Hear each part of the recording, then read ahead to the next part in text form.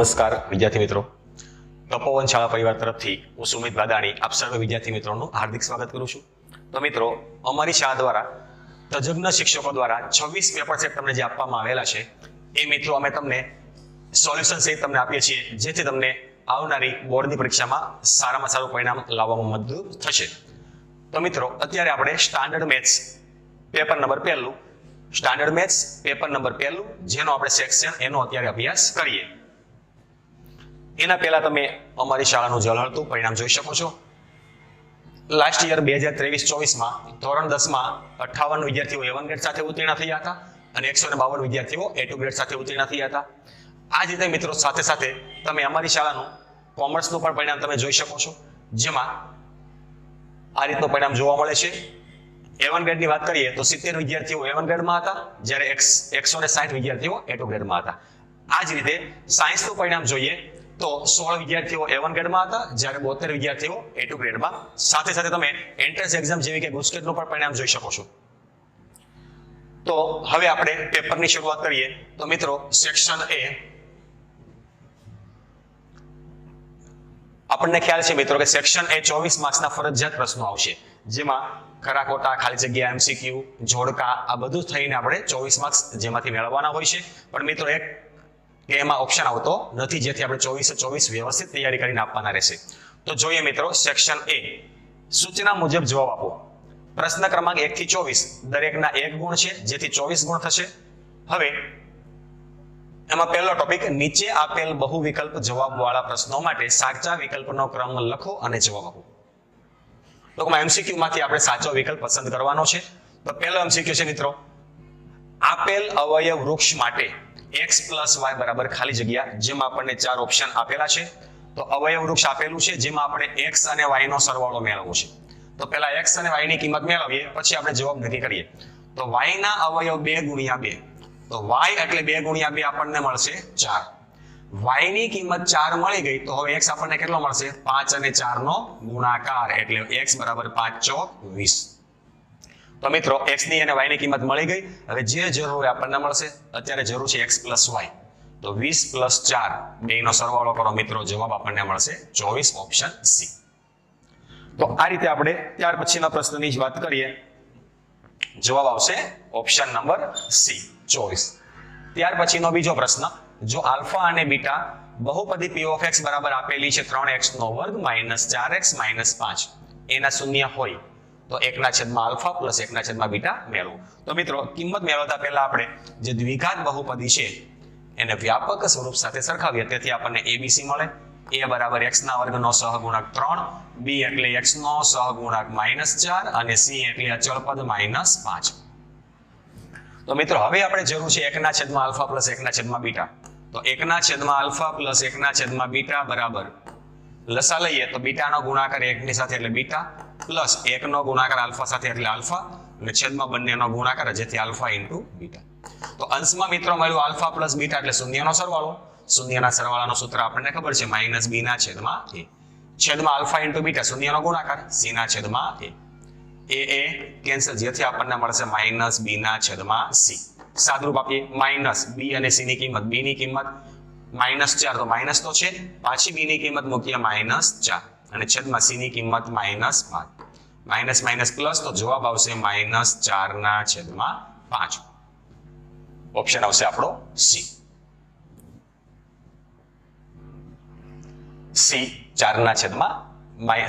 જવાબ આવશે -4/5. ઓપ્શન આવશે D. ત્યાર પછીનો પ્રશ્ન જોઈએ, ત્રીજો. સમીકરણ આપણને આપેલું છે x + 2y - 4 = 0 અને 2x + 4y - 12 = 0. આ બંનેથી માટેની રેખાઓ ખાલી જગ્યા છે. તો બંનેથી મળતી રેખાઓ મિત્રો આપણને ખબર છે કે જો x ના સહગુણકોનો ગુણોત્તર, y ના સહગુણકોનો ગુણોત્તર અને અચળ પદનો ગુણોત્તર, એટલે કે a1/a2, b1/b2 અને c1/c2 ચેક કરીએ. 1/2 એટલે 1/2, 2/4 એટલે પણ 1/2 અને -4/-12 એટલે 1/3. તો a1/a2 અને b1/b2 સમાન છે, પણ c1/c2 સમાન નથી. માટે બનતી રેખાઓ કેવી હશે? સમાંતર રેખાઓ હશે. તો આમાં આવશે ઓપ્શન C, સમાંતર રેખાઓ. ત્યાર પછીના પ્રશ્નની વાત કરીએ તો સમીકરણ આપણને મિત્રો આપેલું છે 3x² માઇનસ 4 વર્ગમૂળ 3x પ્લસ k બરાબર 0. જો આના બીજ સમાન હોય તો k શોધો. મિત્રો આપણને ખબર છે કે જો બીજ સમાન હોય તો વિવેચક એટલે d બરાબર મિત્રો થશે 0. વિવેચક એટલે b² minus 4ac b² minus b² minus 4ac બરાબર 0. તો abc ની કિંમત મેળવવા સમીકરણને વ્યાપક સ્વરૂપે સરખાવો. a બરાબર x ના વર્ગનો સહગુણક 3, b બરાબર x નો સહગુણક માઇનસ 4 વર્ગમૂળ 3 અને c એટલે અચળ પદ k. કિંમત મૂકીએ.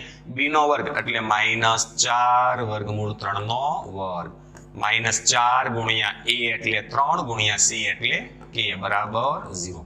માઇનસ 4 વર્ગમૂળ 3 નો વર્ગ માઇનસ નો વર્ગ પ્લસ 4 નો 16 અને વર્ગમૂળ 3 નો 3 તો 16 3 48 માઇનસ 4 3 12 k બરાબર 0.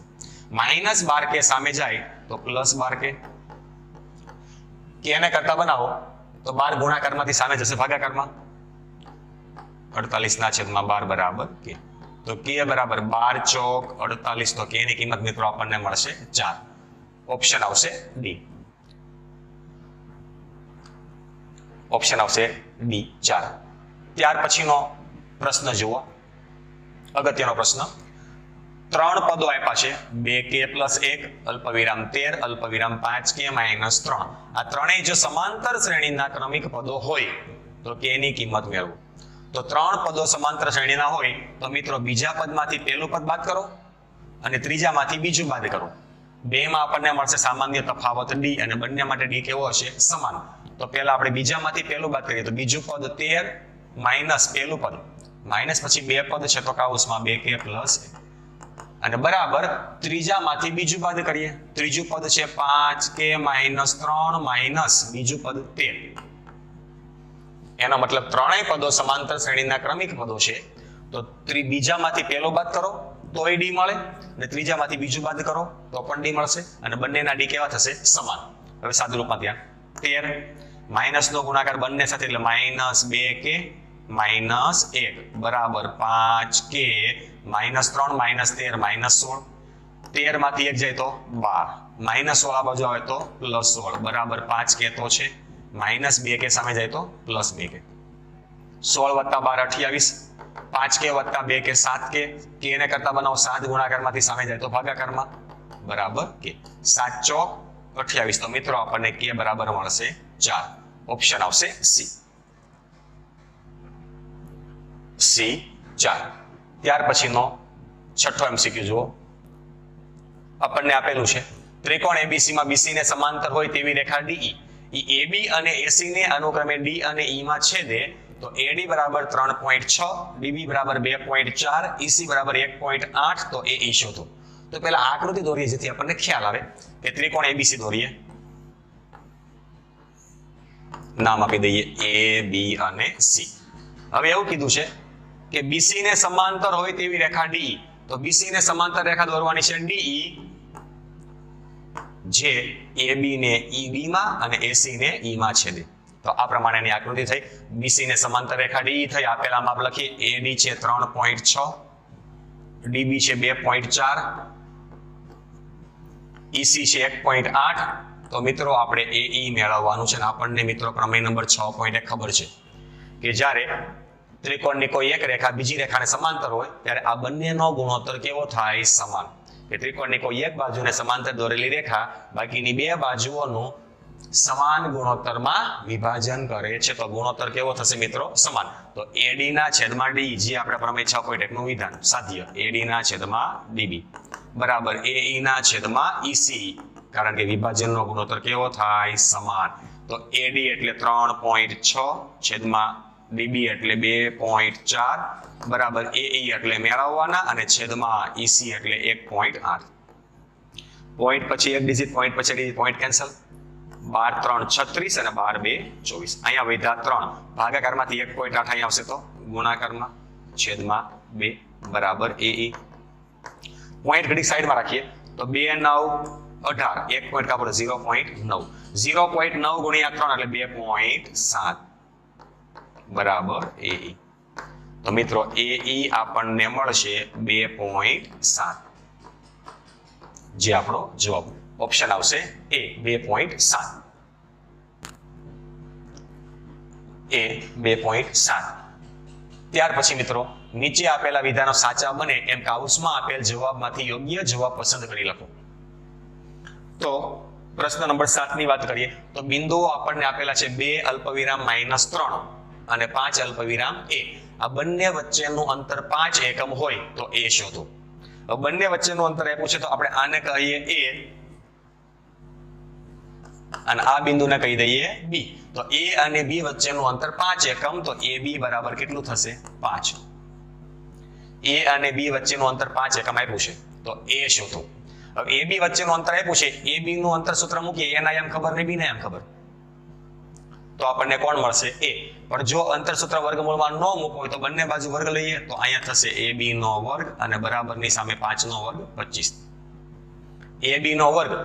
હવે સૂત્ર આવશે x યામની બાદબાકીનો વર્ગ પ્લસ y યામની બાદબાકીનો વર્ગ જેને આપણે કહીએ x2 - x1 નો વર્ગ પ્લસ y2 - y1 નો વર્ગ.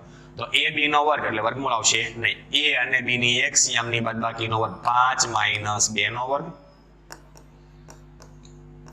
પ્લસ y યામની બાદબાકી a માઈનસ પાછો -3 તો માઈનસ પ્લસ 3 નો વર્ગ અને બરાબર સામે છે 25. 5 - 2 3 નો વર્ગ 9 પ્લસ a પ્લસ 3 ના વર્ગનો નિત્યસમ પહેલા પદનો વર્ગ મધ્યમ પદની નિશાની 2 ગુણ્યા પહેલું બીજું પદ પ્લસ બીજા પદનો વર્ગ બરાબરની સામે 25. a નો વર્ગ પહેલા લખું છું પછી આવશે પ્લસ 6a 9 + 9 18 25 આ બાજુ આવશે તો -25 બરાબર 0. a નો વર્ગ પ્લસ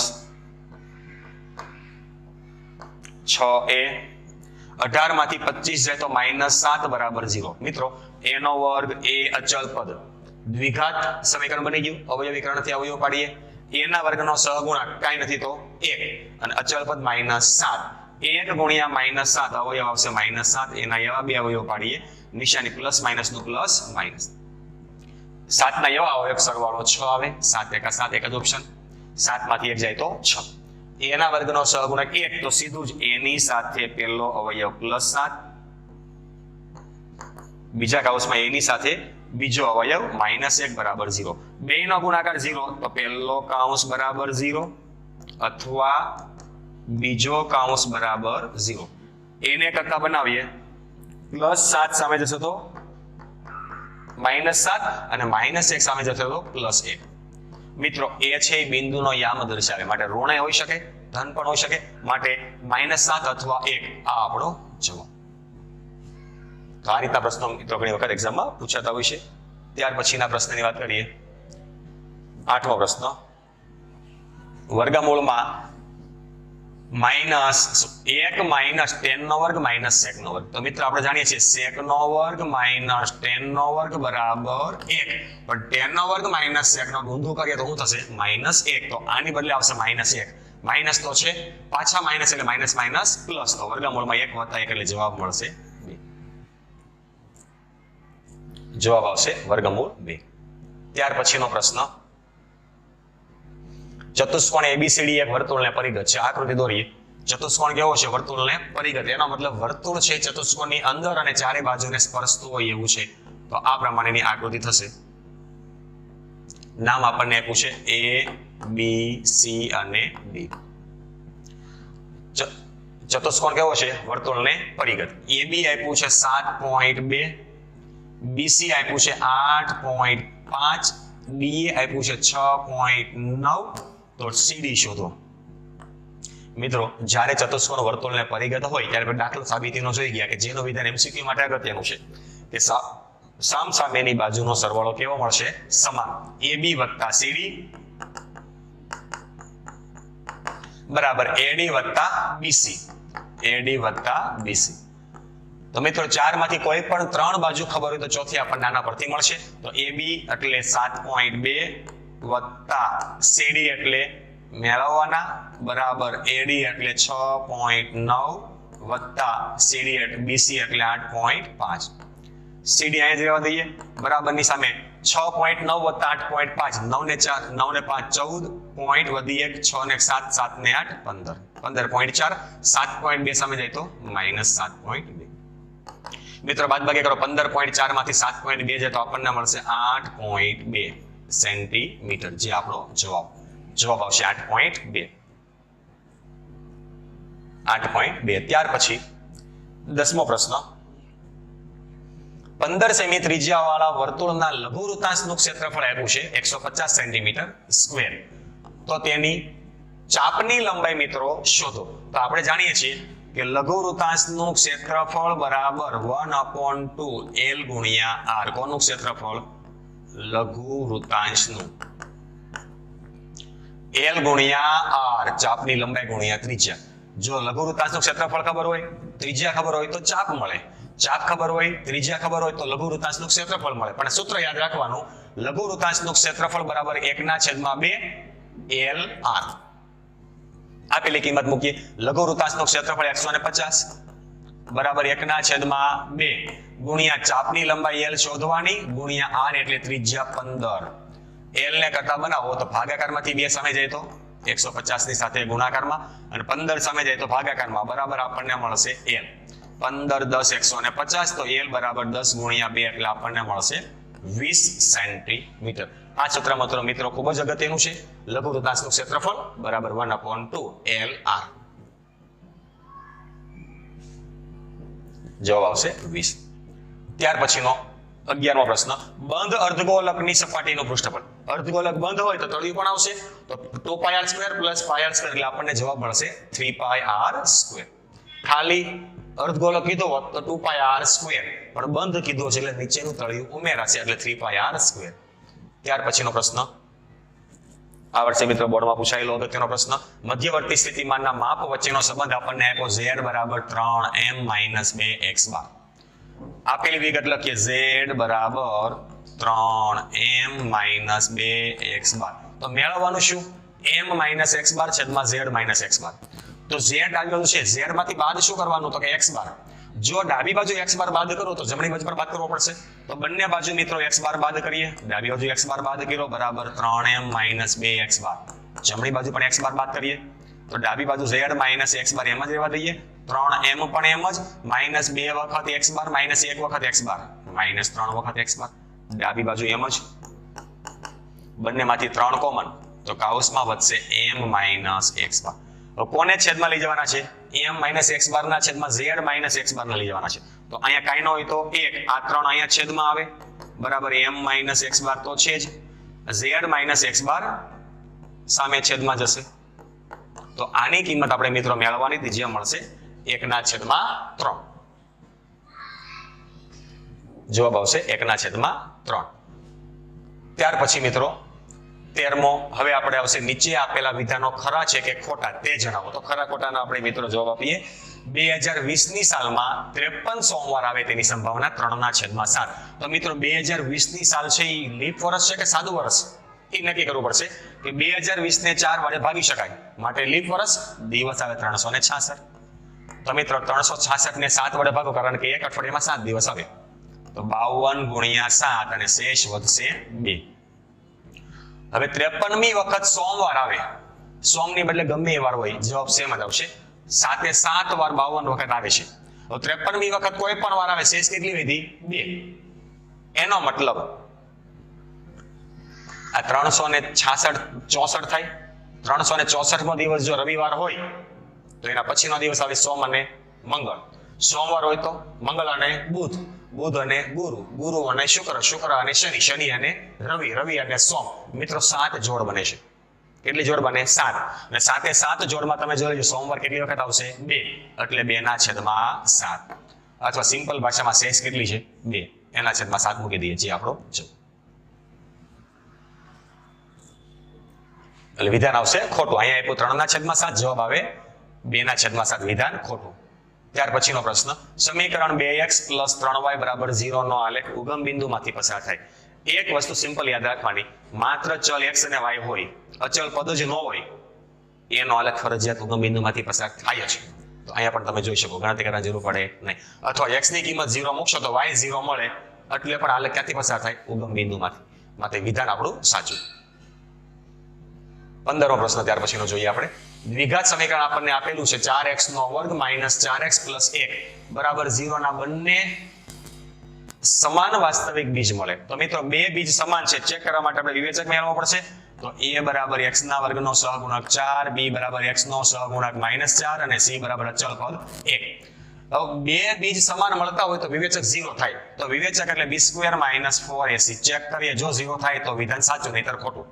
b એટલે -4 નો વર્ગ, -4, a એટલે 4 અને c એટલે 1. માઇનસ નો વર્ગ પ્લસ 4 નો વર્ગ 16, -4 4 16, 16 માંથી 16 એટલે 0. વિવેચક 0 એટલે બે બીજ કેવા હોય? સમાન, માટે વિધાન આવશે સાચું. તો આપણું વિધાન આવશે સાચું. ત્યાર પછીનો પ્રશ્ન 16મો, ખૂબ જ સરળ. બે બિંદુઓ આપ્યા છે, m ની વચ્ચેનું અંતર શું? 2 વર્ગમૂળ 2 છે. મેળવીએ, સાચું છે ખોટું જોઈએ. તો વર્ગમૂળમાં x m ની બાદબાકીનો વર્ગ એટલે 4 - 2 નો વર્ગ પ્લસ y m ની બાદબાકીનો વર્ગ 1 - 3 નો વર્ગ બરાબર 4 - 2 એટલે 2 નો વર્ગ 4, 1 - 3 -2 નો વર્ગ 4, 4 + 4 એટલે 8. 8 ના અવયવ પાડો, 4 × 2. 4 વર્ગમૂળની બહાર આવે તો 2, વર્ગમૂળમાં કોણ વચ્ચે? 2. જવાબ આવ્યો 2 વર્ગમૂળ 2, માટે આપેલું વિધાન સાચું.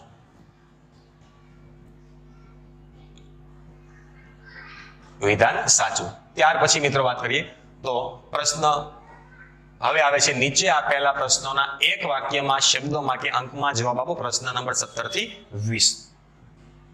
તો મિત્રો, ગોલકની ત્રિજ્યામાં જો 10% નો વધારો કરવામાં આવે તો તેની વક્ર સપાટીના ક્ષેત્રફળમાં કેટલો ઘટાડો થાય? ત્રિજ્યામાં 10% નો ઘટાડો કરવામાં આવે તો એના ક્ષેત્રફળમાં કેટલો ઘટાડો થાય? તો મિત્રો, આપણને ખબર છે કે ત્રિજ્યા લઈએ ધારો કે 10 એકમ અને એમાં 10% નો વધારો કરીએ તો r નવી ત્રિજ્યા કેટલી મળશે? 100 ના 10% એટલે 100 માં 10 ઉમેરી 110.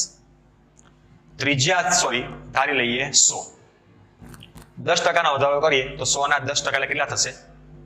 10. તો નવી ત્રિજ્યા કેટલી થશે? 100 + 10 એટલે 110. તો આપણને એવું કીધું છે કે એના ક્ષેત્રફળમાં કેટલો ઘટાડો થાય. તો જ્યારે ત્રિજ્યા 100 હતી ત્યારે એનું ક્ષેત્રફળ હતું 3πr². એનો મતલબ 3π, r એટલે 100 નો વર્ગ એટલે 3π 100 નો વર્ગ એટલે 0 0 0 0. હવે જ્યારે ત્રિજ્યા 110 થાય ત્યારે એનું ક્ષેત્રફળ કેટલું થશે? 3π 110 નો વર્ગ, 3π 11 નો વર્ગ 121 અને 0 નો વર્ગ 0 0. જ્યારે ત્રિજ્યા 100 હતી ત્યારે ક્ષેત્રફળ આટલું, 110 આટલું. તો ટકાવારી મિત્રો લઈએ કે આટલી ત્રિજ્યાએ 100, જ્યારે આટલું ક્ષેત્રફળ હતું ત્યારે ત્રિજ્યા 100% હતી. તો આટલી એ કેટલી? તો 3π ગુણ્યા 10,000. ત્યારે ત્રિજ્યા કેટલી હતી મિત્રો? 100. અને 3π ગુણ્યા 1,21,000 તો કેટલા ટકા? સોરી મિત્રો, અહીંયા ત્રિજ્યા ઘટે છે તો અહીંયા આ વધારવાનું આપણે ગણી લીધું છે. પૂરું કરી નાખીએ, કઈ વાંધો નહીં. જો અહીંયા વધારો કરવામાં આવે તો જવાબ કેટલો મળે સાથે આપણે જોઈ લઈએ. તો આ ભાગાકાર આ સામે જશે તો ગુણાકારમાં, તો 100 ગુણ્યા 3π સાથે ગુણાકારમાં 121 0 0 છેદમાં 3π ગુણ્યા 10,000. 3π કેન્સલ, 0 0 0 0 કેન્સલ, 2 0 કેન્સલ, તો 2 0 કેન્સલ મિત્રો. તો આપણને જવાબ મળશે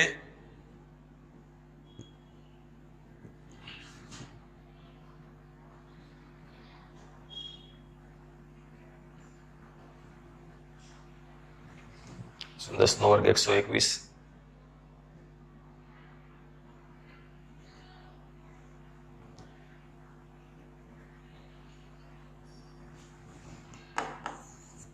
ફરીથી ગણીએ.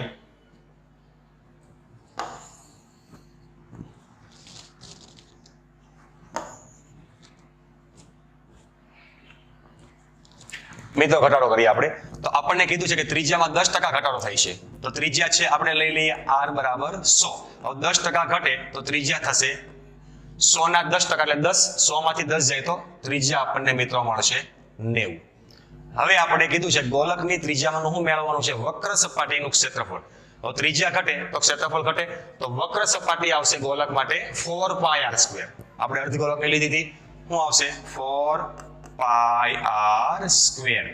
તો 4 પાઈ r એટલે 100 નો વર્ગ. તો 4 પાઈ ગુણ્યા 100 નો વર્ગ એટલે 100 એટલે 10,000. હવે આપણે જ્યારે ત્રિજ્યા 90 થાય ત્યારે એનું ક્ષેત્રફળ કેટલું થાય? તો 4 પાઈ r સ્ક્વેર એટલે 90 નો વર્ગ. તો 4 પાઈ 9 9 81 અને 10 નો વર્ગ 20. તો આપણને મળશે 8100. હવે જ્યારે 100% ત્રિજ્યા હતી ત્યારે ક્ષેત્રફળ આટલું. તો 4 પાઈ ગુણ્યા 10,000 ત્યારે ત્રિજ્યા હતી 100%. પણ જ્યારે 4 પાઈ ગુણ્યા 8100 ત્યારે ત્રિજ્યા શોધો. તો 100 ની સાથે ગુણાકારમાં 4 પાઈ ગુણ્યા 8100 છેદમાં 4 પાઈ ગુણ્યા 10,000. 4 પાઈ કેન્સલ, 0 0 કેન્સલ, આ 0 પણ કેન્સલ. તો મિત્રો આપણને જવાબ મળે 81%. પણ 100 માંથી 81 બાદ કરો એટલે આપણો જવાબ આવશે 19%. આટલો ઘટાડો થાય. આ તો કેટલું થયું ક્ષેત્ર, કેટલી ટકાવારી થઈ એ મળશે. 100 માંથી બાદ કરો એટલે આપણો જવાબ આવશે 19%. 19% નો ઘટાડો થશે. ત્યાર પછીનો પ્રશ્ન 18મો. પ્રથમ n પ્રાકૃતિક સંખ્યાનો મધ્યક કેટલો? મધ્યકનું સૂત્ર શું આવશે અવર્ગીકૃત માહિતી માટે? અવલોકનોનો સરવાળો છેદમાં અવલોકનોની સંખ્યા. તો અવલોકનોનો સરવાળો n પ્રાકૃતિક સંખ્યાનો સરવાળો. તો n પ્રાકૃતિકનો સરવાળો મિત્રો આપણે ડાયરેક્ટ યાદ રાખીશું n કાવસમાં n+1/2 અને છેદમાં કેટલા છે n. n કેન્સલ કરીએ તો જવાબ મળશે n+1/2. જવાબ આવશે n+1/2. ત્યાર પછીનો પ્રશ્ન નંબર 19મો. ગુસા 85 અલ્પવિરામ 153 આપણને આપ્યો છે 85m - 153. તો m ની કિંમત શોધો. તો મિત્રો 85 અને 153 નો ગુસા મેળવીને અહીંયા મૂકી દઈએ. તો પહેલા ગુસા મેળવીએ. 85 ના અવયવ પાડીએ. તમે જાણો છો 5 વડે ભાગ ચાલશે. 5 એકા 5 અને 5 7 35 17 એકા 17. 85 ના અવયવ 5 અને 17. હવે 153 ના અવયવ પાડીએ. તો ભાગ કોના વડે ચાલશે? 5 6 7 8 9 વડે 3 વડે ભાગ ચાલે. 3 5 15 3 એકા 3. હવે ભાગ ચાલે 17 વડે. હજી 3 વડે ભાગ ચાલશે. 3 એકા 3 અને 3 7 21 એટલે 17 એકા 17. બંનેમાં સમાન અવયવ કોણ આવ્યો? 17. તો મિત્રો આ બંનેનો ગુસા કેટલો? 17. તો 17 બરાબર આ કિંમત મૂકી દઈએ 85m - 153. કારણ કે આની બરાબર આનો ગુસા છે. તો ગુસા મેળો મૂકી દો. બરાબર તો કિંમત છે જ. -153 ડાબી સાઈડ આવે તો +153 બરાબર 85m. 153 માં 17 ઉમેરો તો મિત્રો આપણને મળશે 170. 85 ગુણાકારમાં સામે જાય તો ભાગાકારમાં બરાબર m. 85 ગુણ્યા 2 એટલે જવાબ આવશે 170. એટલે જવાબ આવશે m બરાબર 2. આ આપણો છે. m આવશે 2. ત્યાર પછી 20મું. દ્વિઘાત સમીકરણ આપણને આપેલું છે 6x² - 13x + m બરાબર 0. આના બંને બીજ પરસ્પર વ્યસ્ત હોય તો m શોધો. મિત્રો આપણને ખબર છે બંને બીજ પરસ્પર વ્યસ્ત હોય એનો મતલબ બંને બીજનો ગુણાકાર કેટલો થાય? 1. શૂન્યના ગુણાકારનું સૂત્ર c/a બરાબર 1. ભાગાકારમાંથી આમે જાય તો ગુણાકારમાં a બરાબર c. પણ abc મેળવીએ. વ્યાપક સ્વરૂપે સરખાવો. a બરાબર x² સહગુણક 6, b બરાબર x સહગુણક -13 અને c બરાબર અચળ પદ m. તો c બરાબર m અને a બરાબર 6. તો જવાબ આવશે m બરાબર 6. m બરાબર 6. હવે મિત્રો ત્યાર પછીનો પ્રશ્ન નીચે આપેલા યોગ્ય જોડકા જોડો. પ્રશ્ન ક્રમાંક 21 થી 24. બહુ સરળ. ત્રિઘાત બહુપદીના શૂન્યનો સરવાળો. ત્રિઘાતના શૂન્યનો સરવાળો શું આવશે? -b/a. તો તમારે મિત્રો લખવાનો આવી રીતે 21 માનો જવાબ આવશે c -b/a. અને 22 માનો જવાબ એક્ઝામમાં આ રીતે જ તમારે લખવાનો. જોડકા જોડવાની કોઈ જરૂર નથી. ત્રિઘાત બહુપદીના શૂન્યનો ગુણાકાર સૂત્ર આવશે -b/a. Option B -b/a. પણ અત્યારે મેં જોડકા જોડેલા છે. તમે સીધા જવાબ જ લખશો. 21 માં c, 22 માં b. આ જ રીતે 23મું. કોસેક વર્ગ - કોટ વર્ગ. મિત્રો આપણે નિત્ય સમસ્યા કોસેક વર્ગ - કોટ વર્ગ બરાબર 1. તો 23 માં આવશે ઓપ્શન સી લખજો 23 માં જવાબ આવશે સી 1 અને 24મું થોડી વાર પહેલા ચર્ચા કરી tan વર્ગ માઇનસ sec વર્ગ મિત્રો sec વર્ગ માઇનસ tan વર્ગ 1 છે તો ઊંધું કરીએ તો tan વર્ગ માઇનસ sec વર્ગ થશે -1 તો એ 24 માં આવે એ જવાબ -1